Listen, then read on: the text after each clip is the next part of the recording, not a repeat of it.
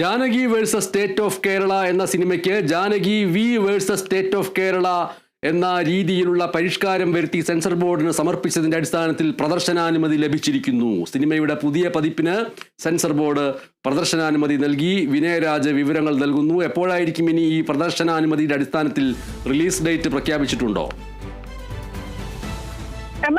സംവിധായകർ ഉടൻ തന്നെ പ്രതികരിക്കുമെന്നാണ് മനസ്സിലാക്കിയിരിക്കുന്നത്. ഉടൻ തന്നെ ഈ ചിത്രം പ്രദർശിപ്പിക്കുമെന്നാണ് ഇപ്പോൾ ലഭിക്കുന്ന വിവരം അനുസരിച്ച്.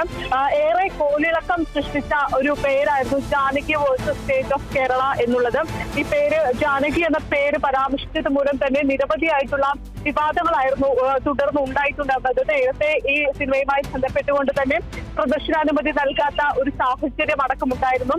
അതിനുശേഷം പിന്നീട് കേസ് ഹൈക്കോടതിയിലോട്ട് പോകുന്നു. ഹൈക്കോടതി അടക്കം തന്നെ സെൻസർ ബോർഡിനോട് ചോദ്യങ്ങൾ ചോദിക്കുന്ന സാഹചര്യം അടക്കമുണ്ടായിരുന്നു. ഏത് മതത്തെയാണ് ഇത് വ്രണപ്പെടുത്തുന്നത് എന്നടക്കമുള്ള ചോദ്യങ്ങൾ ചോദിക്കുന്ന ഒരു സാഹചര്യം ഉണ്ടായിരുന്നു. തുടർന്നാണ് കഴിഞ്ഞ ദിവസം ഹൈക്കോടതി കേസ് വീണ്ടും പരിഗണിച്ചപ്പോൾ സെൻസർ ബോർഡ് ഒരു നടപടി അല്ലെങ്കിൽ ഒരു ആവശ്യം മുന്നോട്ട് വെച്ചിട്ടുണ്ടായിരുന്നത്. നേരത്തെ 69 കട്ടുകളാണ് ഈ സിനിമയിൽ ആവശ്യപ്പെട്ടതെങ്കിൽ ഇപ്പോൾ 2 കട്ടുകൾ മാത്രം മതി എന്ന തീരുമാനത്തിലേക്ക് സെൻസർ ബോർഡ് എത്തുകയായിരുന്നു. അതായത് ഒന്ന് Janaki versus state of Kerala എന്നുള്ളത് ഇനീഷ്യൽ നൽകി ഈ Janaki versus state of Kerala എന്നോ Janaki V versus state of Kerala എന്നോ ആക്കണമെന്നായിരുന്നു ഒരു ആവശ്യം എന്ന് പറയുന്നത്.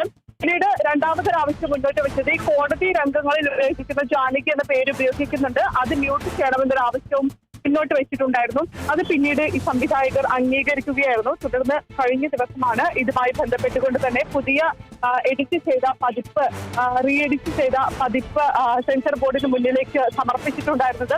ഈ കേസ് കോടതി പരിഗണിച്ചപ്പോഴടക്കം കോടതി വ്യക്തമാക്കിയ ഒരു കാര്യമെന്ന് പറയുന്നത് ഈ റീ എഡിറ്റിംഗ് ചെയ്ത പതിപ്പ് ലഭിക്കുകയാണെങ്കിൽ 3 ദിവസത്തിനകം തന്നെ സെൻസർ ബോർഡ് സർട്ടിഫിക്കറ്റ് നൽകണമെന്നൊരു ആവശ്യവും കോടതി മുന്നോട്ട് വെച്ചിട്ടുണ്ടായിരുന്നു. അതിന് പിന്നാലെയാണ് ഇന്നലെ ഈ റീ എഡിറ്റ് ചെയ്ത പതിപ്പ് സെൻസർ ബോർഡിന് കൈമാറിയിട്ടുണ്ടായിരുന്നത്.